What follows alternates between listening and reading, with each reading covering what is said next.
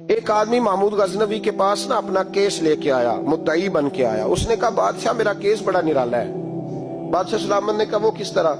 کہنے لگا یہ میرے پاس ایک تھیلی ہے، میں نہ سفر پہ جانے لگا تو یہ تھیلی پوری ہیروں کی بھری ہوئی، فلاں علاقے کے جو قاضی صاحب ہے نا، میں جاتی دفعہ میں کہیں سفر پہ جا رہا تھا تو میں ان کے پاس چھوڑ گیا کہ رستہ لمبا ہے، کہیں کوئی مجھ سے چھین نہ لے، ہیروں کی بھری ہوئی۔ کچھ دنوں کے بعد میں واپس آیا ہوں، قاضی صاحب نے مجھے تھیلی واپس کی ہے تو اس میں ہیروں کی بجائے کھوٹے سکے نکلے۔ اب میں نے قاضی صاحب سے کہا ہے تو قاضی صاحب تو میرے گریبان تک آتے ہیں، وہ کہتے ہیں بتا کہیں سے پھٹی ہے، کھلی ہے؟ وہ جس طرح ٹانکے لگا کے تو نے سی تھی اسی طرح لگے ہوئے ہیں کہ نہیں؟ تو حضور لگے بھی بالکل اسی طرح ہے، نہ پھٹی ہے نہ کھلی ہے۔ اب میں لٹ گیا ہوں، میری کل عمر کی کمائی ضائع ہو گئی، کھوٹے سکے کہاں اور ہیرے کہاں؟ تو مہربانی کریں اور آپ کی بارگاہ میں اللہ رسول کے نام پر حلف دیتا ہوں کہ میں ہوں بالکل سچا۔ محمود غزنوی کہنے لگے تو جا، تھیلی چھوڑ جا، اور جب میں تجھے بلاؤں گا پھر دوبارہ آنا۔ وہ شخص چلا گیا۔ محمود غزنوی اٹھے، دربار برخاست کیا، لوگوں سے کہنے لگے چلے جاؤ، میں 3 دن کے لیے سیر کرنے جا رہا ہوں، 3 دن کے بعد لوٹوں گا۔ اکیلے جب رہ گئے نا محمود دربار میں تو محبوب نے چھری منگائی۔ وہ جس تخت پہ بیٹھتے تھے وہاں گدا بچھا ہوا تھا، یہ گدا پڑا نا، گدا بچھا ہوا تو محمود نے چھری کے ساتھ اس کو پھاڑ ڈالا اور چھری جیب میں رکھی نکل گئے۔ کہنے لگے میرے بعد کوئی میرے دربار والے احاطے میں داخل نہ ہو۔ محمود چلے گئے۔ اب وہ صفائی کرنے والا جب آیا نا، اس نے آ کے دیکھا تو گدا تو پھٹا ہوا ہے۔ اس نے شور ڈال دیا، پہرے دار بھی آ گئے، فلاں صاحب بھی آ گئے، فلاں صاحب۔ اس نے کہا وہ خدا کے بندو، اس کا گدا پھٹ گیا ہے، وہ تو مار ڈالے گا۔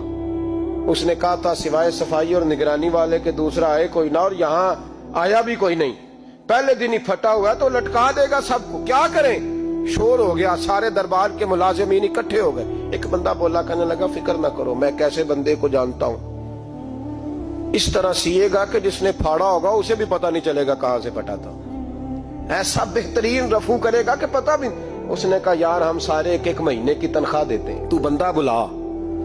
وہ بلا لیا اس کو، اس کا نام محمد رفو گر تھا۔ وہ آیا، اس کو گدا دکھایا، اس کا یار اس طرح سینہ پتہ نہ چلے۔ اس نے کہا فکر ہی نہ کرو، میں بڑا کاریگر ہوں۔ بڑے بڑے کاریگر لوگ نہیں ہمارے ملک میں پائے جاتے، کوئی نشان چھوڑتے ہیں پیچھے بڑے۔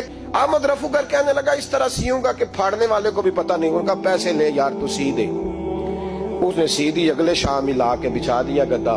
تیسرے دن بادشاہ سلامت آئے، آ کے پہلی نظر گدے پہ ڈالی۔ اس نے بلایا سب ملازمین کو، کہا کس نے سیا ہے؟ کہا جناب کیا ہوا؟ کہا یہ پھٹا ہوا تھا۔ کس نے؟ کہا نہیں پھٹا ہی نہیں۔ وہ کہنے لگے بنو بات، میں خود پھاڑ کے گیا تھا، تو بتاؤ صحیح سیا کس نے ہے؟ کہا جناب آپ پھاڑ کے گئے تھے تو بتایا کیوں نہیں؟ فرمانے لگے اسی لیے تو بتایا نہیں تھا کہ تم خود تحقیق کر لو، بلاؤ بتاؤ سیا کس نے۔ تو بلا لیا، احمد رفو گر آ گیا۔